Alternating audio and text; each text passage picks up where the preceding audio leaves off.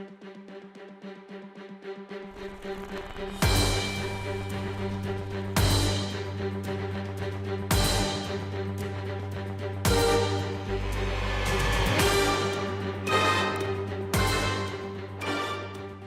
everyone, I'm Stanley Joseph and welcome to Line of Fire.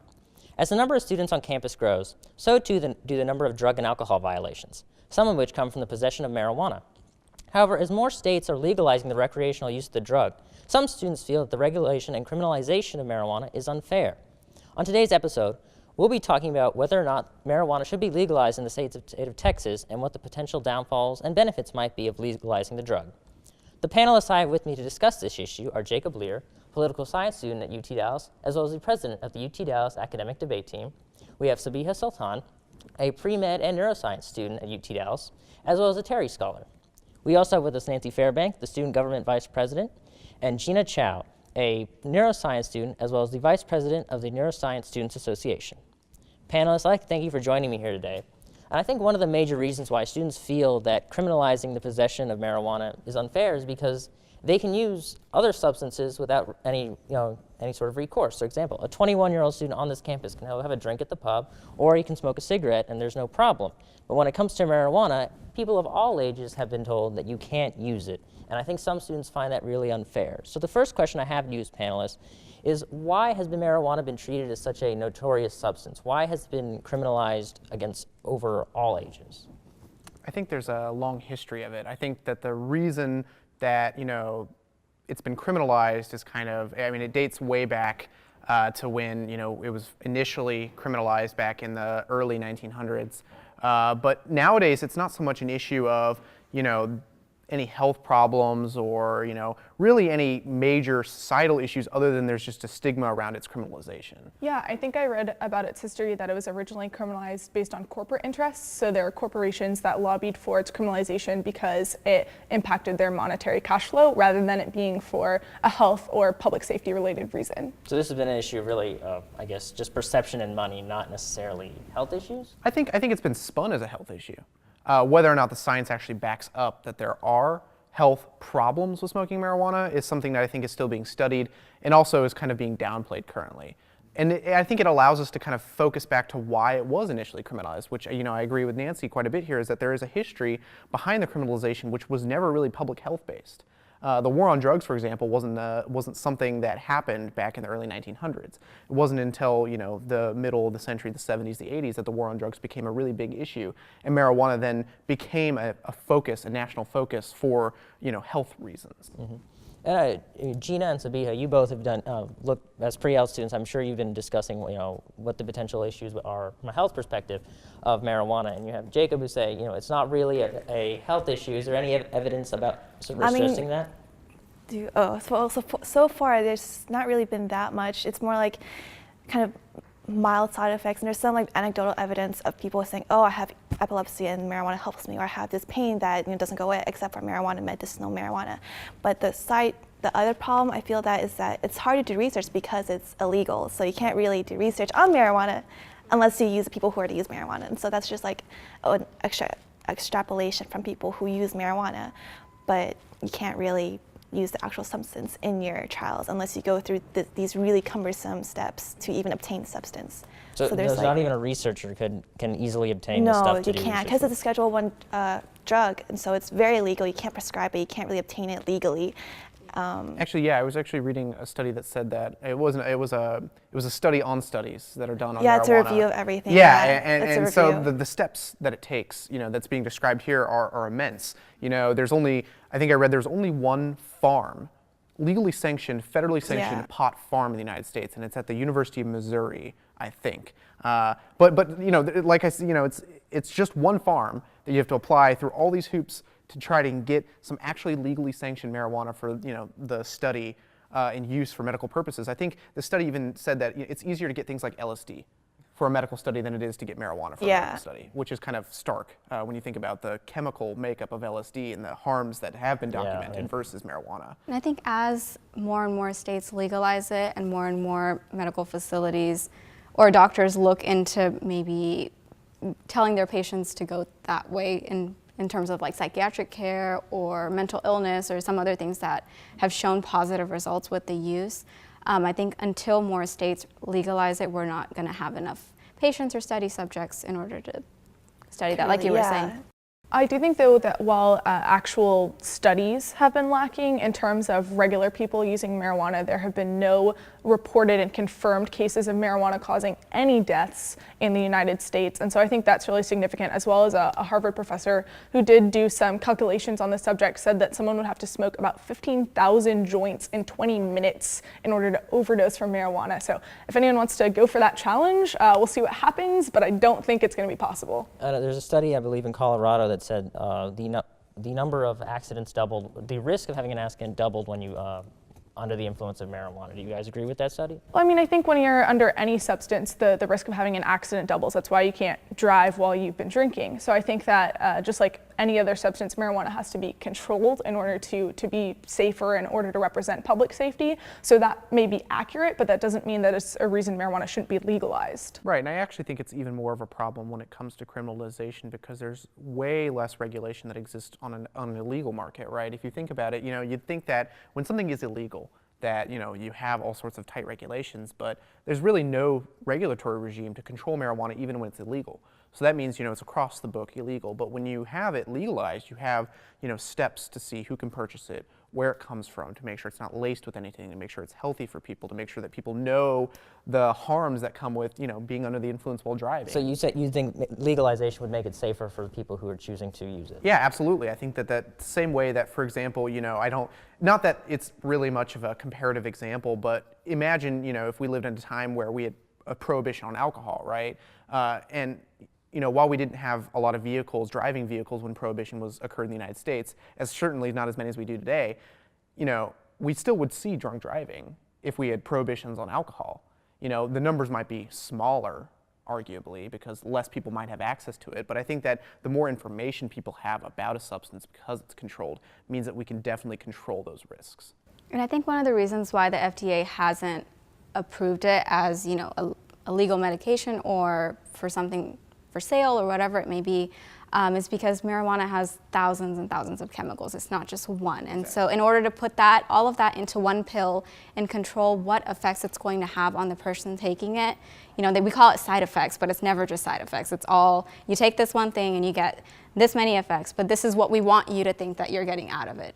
And so they call the rest of it side effects. And so with more research and stuff, we're going to be able to see how we can control first the effect of it and then direct it towards different purposes, I guess. And then, we can go forward from there. And I think that's especially true because, marijuana is this broad term, but not all marijuana is the same. Like, there are two different main categories. You have so many different strands. So when you say like a specific drug name, usually you know what you're getting, but because of the variety, people still group it under one name. And so it's really an issue of studying all of the different types. So it's not as dangerous as some people are saying it to be, and we feel that maybe education and telling people more about it might reduce some of the dangers that people feel, might possibly come with marijuana.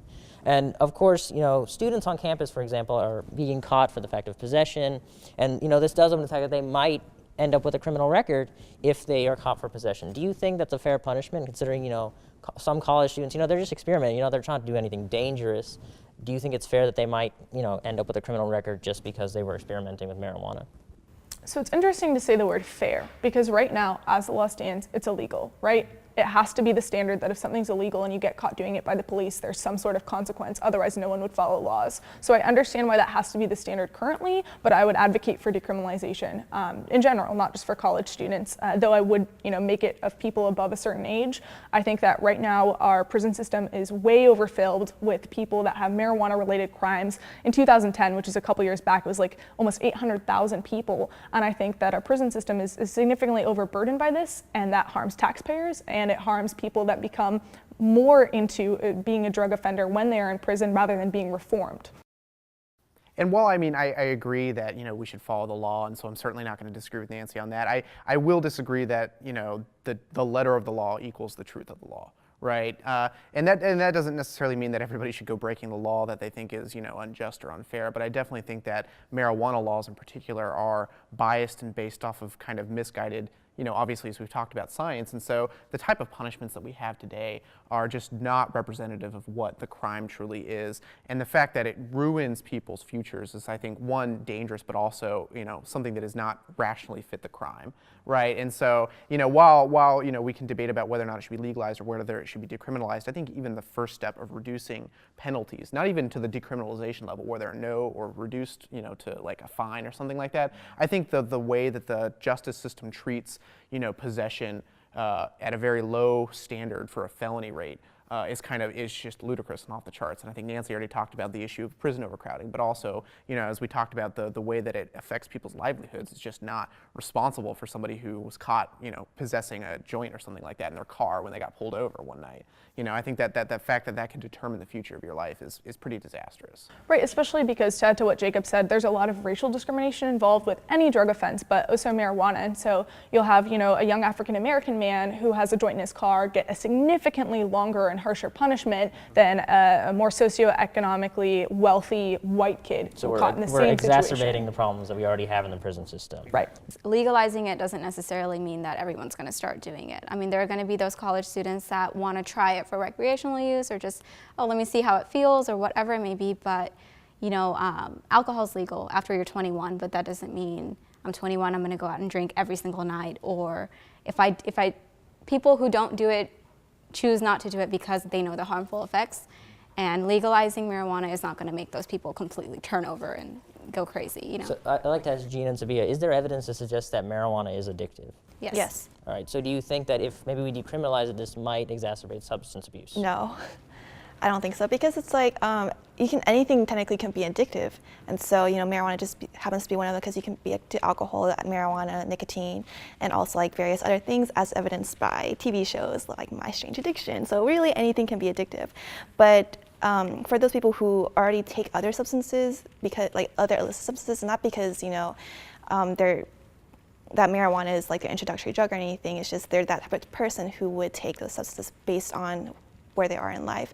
And so even if marijuana is legalized, I don't think it would change the ratio of people who are addicted or not, because even though more people would have more access to it, still don't think you'll be addicted. Just like there's a lot of people who are alcoholics, but there's a small number of people who are alcoholics as compared to people who actually drink regularly. Okay. I actually think I read a study, though, that said that while it may not increase the amount of people that are addicted to marijuana, there's some evidence that suggests that marijuana can really help reduce the amount of people addicted to other hard substances, or prevent people from doing things, moving on to doing things like heroin or cocaine, because So it might stop, bigger problems. Yeah, because that's how they usually treat other. Sorry to like. No, yeah, go ahead. No, because that's usually how they treat this.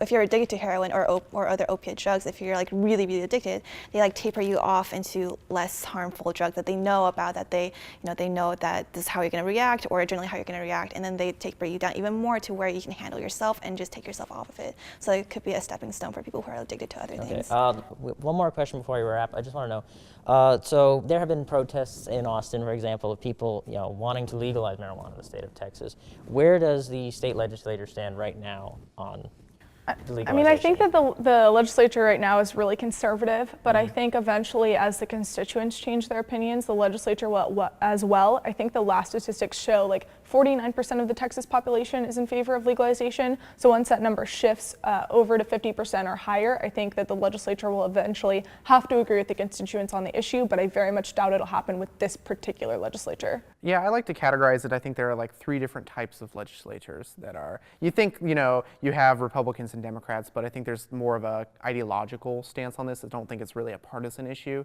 I think you have your legislators that are pretty liberal, that are, lean towards legalization because they see it as a source of income, a source of revenue, a way to kind of reduce the punishment in the criminal justice system, very conscious about those issues. I think that there's a group of legislators that are more free-thinking about the way that government controls what people do. So they may not care about it necessarily as a prison issue or an income issue, but they think of it just kind of as an ideological issue that we shouldn't control what people do with their bodies. And then I think the last kind of bit are what we characterize as those super conservative persons that don't believe that drugs should be legalized, either for scientific reasons. I think some people justify it with religious or moral grounds as well.